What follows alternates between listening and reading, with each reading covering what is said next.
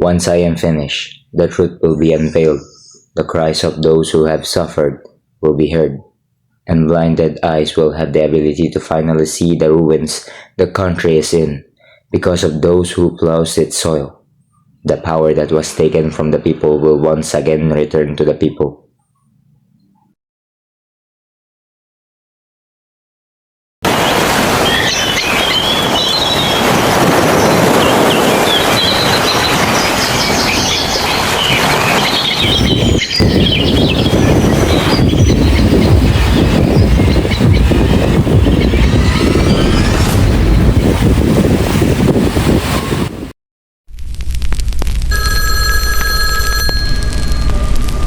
The moment I got the call, my world collapsed on my shoulders. My mentor, Crispin Salvador, is dead. The police said it was suicide, but that can't be. He is not someone who will leave the war he fought for years. I need to know the truth. Officer, did you take anything from this suitcase? No, but don't touch them. I said the least.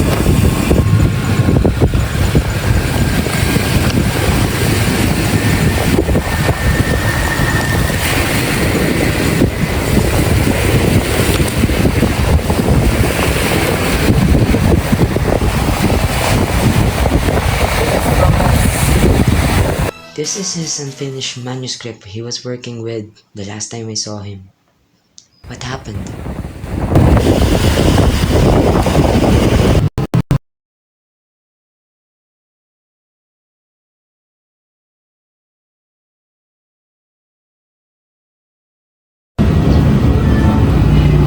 Don't you think there are things that I needed to be said?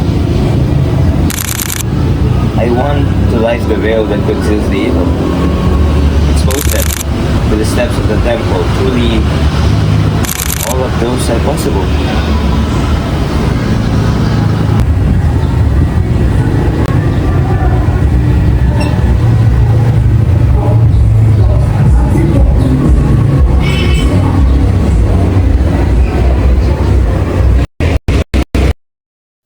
He wouldn't just commit suicide when he's already close to winning his battle. Something's wrong here. I have to return home and investigate why. There has to be something they're not seeing.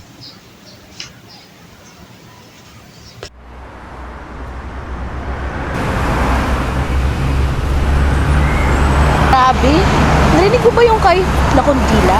Pinatay daw ng pamilya Chanko ang girlfriend niya. Maghihiganti daw siya at makakamit ng hustisya para dun sa babae. Feeling ko, di rin niya siya mapapakulong eh. Bibili na lang hustisya ngayon.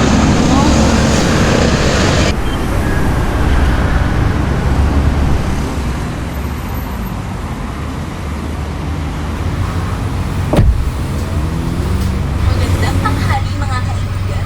Ngayon, maririnig natin ang isang eksklusibong panayam mula kay Big Bird Lacantora, ang dating empleyado ng Pinterest, na ngayon magbibigay ng kanyang testimonya patungkol sa pagkamatay ng kanyang kasintahan.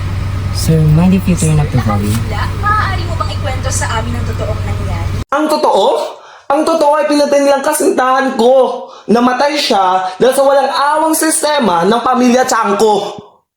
Paano niyo po nasabi, sir? Kilalang pamilya ang mga Chanko. Itong akusasyon na to ay maaaring makasira ng pangalan niyo, Mr. Lakandula.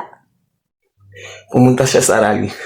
Hindi para sa sarili niya, kundi para sa inaaping manggagawa ng PhilFirst.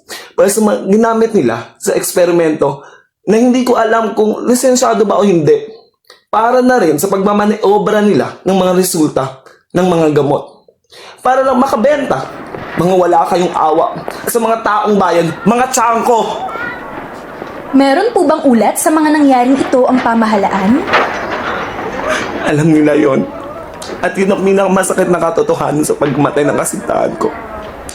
Bawat patak ng dugo ng mahal ko ay isang lakda lamang ng mga politiko. Alam kong binayaran sila ng PhilFirst para manahimik at hindi mga alam para makalimutan ng taong bayan ang nangyaring ito. Pero hindi ako titigil. Hindi ako mananahimik at titigil sa pakikipaglaban. Hindi habang buhay ay magpapakatuta tayo sa makapangyarihan. At ang kapangyarihan na kinuha nila sa atin, ay balang araw ibabalik din sa atin. Sir, andito na po tayo.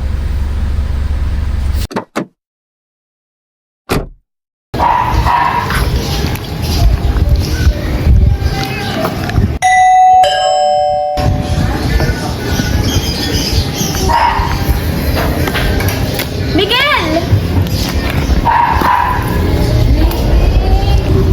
Dumating ka rin. Asya, pumasok ka na. Alam mo namang ayaw ko na pinaghihintay.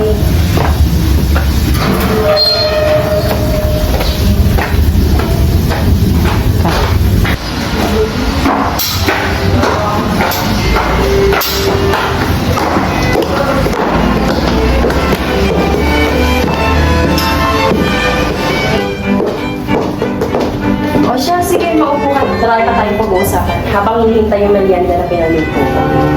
Grabe, bakit mo na? I'm sorry about your brother. Naku, okay lang yun. Madalas na matigas ang ulo ng kapatid ko yun. Excuse me? How could you say that?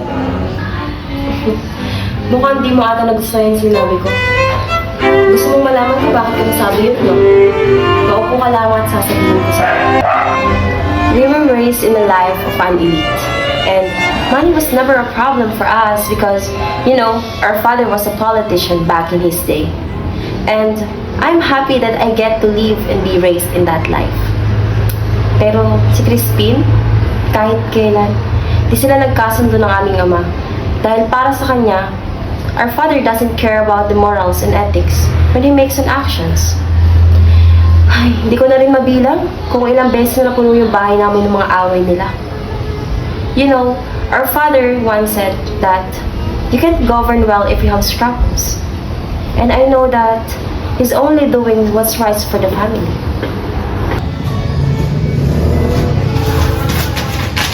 Can you identify one of these people?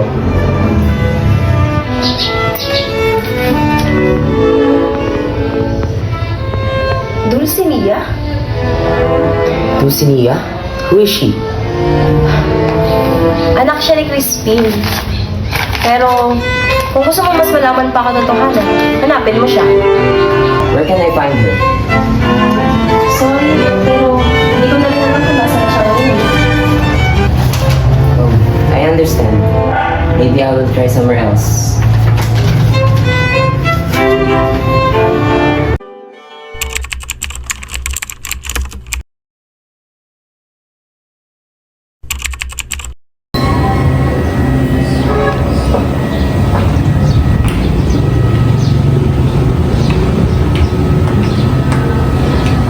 Excuse me, is this your vacant?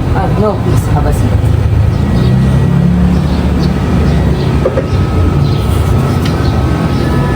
You know Crispin Salvador? I like him. All of his work are so well written and lahat sila nakakawin. But wait, isn't he that? Yes, actually, he was my mentor when he was alive. I always look up to him, but now, he's gone. The police said it was suicide, but something's not right about that verdict. I need to know more. I'm sorry to hear that. You know, friend ni Mommy si Mr. Santos. Maybe she can provide you some answers that you're missing. I can arrange a dinner tonight if you want. You would? It's okay for me. Thank you very much. No worries. Magkita na lang tayo mamaya sa restaurant sa Laguna. I'll be there.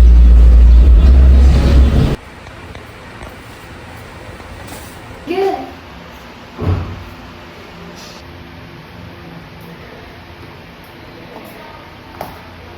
So, ma'am, siya po si Miguel. Estudyante ni Crispin.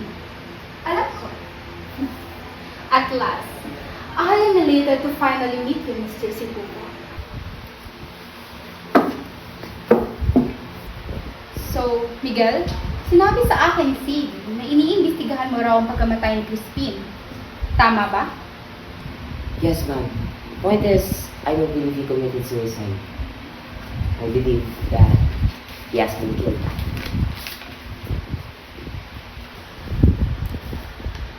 Mga tiyangko, ang daming pangalan ng politiko rito. Hi, Crispin. Marunong ka ba talaga makipagkaibigan? Oh, I'm sorry, Miguel. So, any leads? There's this person that I need to find. Crispin's legitimate daughter. Dulcinea. Dulcinea? Akala ko hindi ko na ulit maririnig ang pangalan niyo. You know her? Miguel, kaibigan ako ni Crispin. Of course, I know Dulcinea. Here, let me arrange a meeting between you and Marcel. She's a journalist and my friend. Alam niya kung saan makikita si Dulcinea. After all, siya ang nag-alaga dito. So, Sadie, bukas, samahan mo si Miguel. Magkikita kayong tatlo sa coffee shop. Sige po.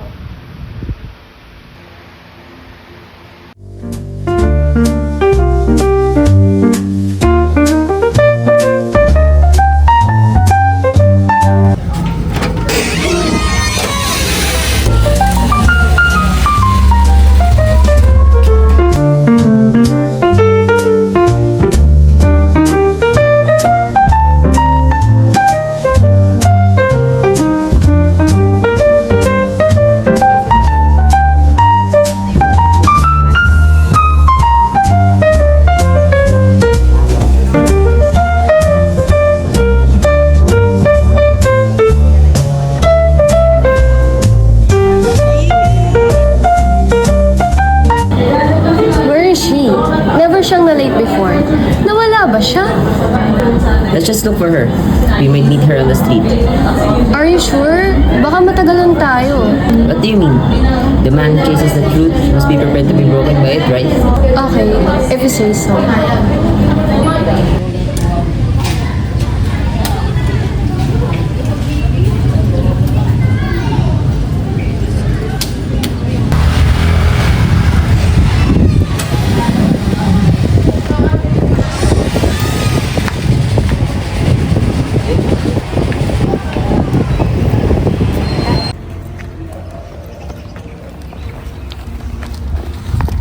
Ano ba?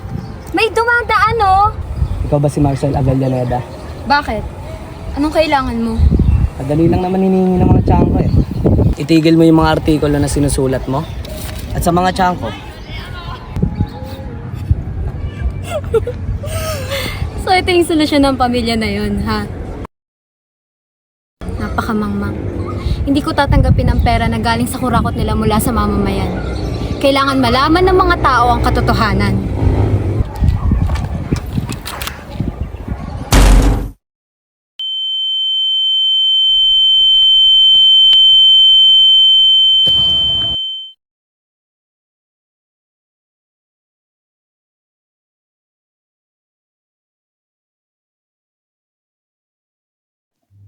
After hours of waiting, Miguel and Sadie decided to look for Marcel, determined to uncover the truth. Unexpectedly, they bump into a crazed woman that's about to greet death. Are you out of your mind? You could have died! I'm sorry. Thank you.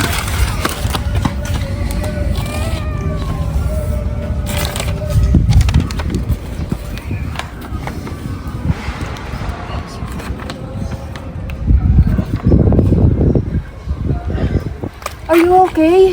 Dulcinea? What? She's Dulcinea?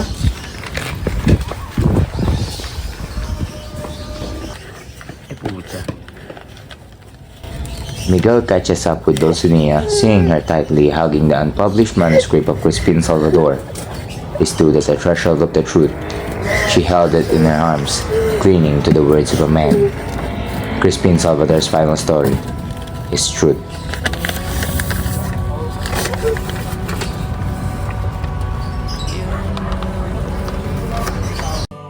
As Miguel is about to uncover the veil of the truth, a tragedy had struck.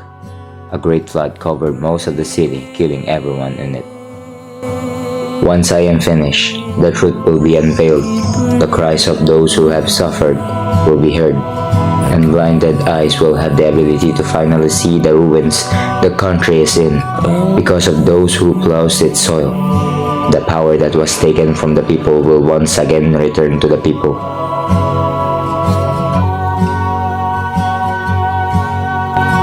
Sing us a song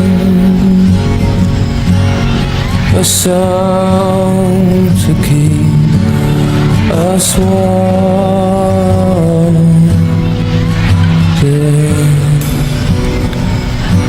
such a chill, such a chill.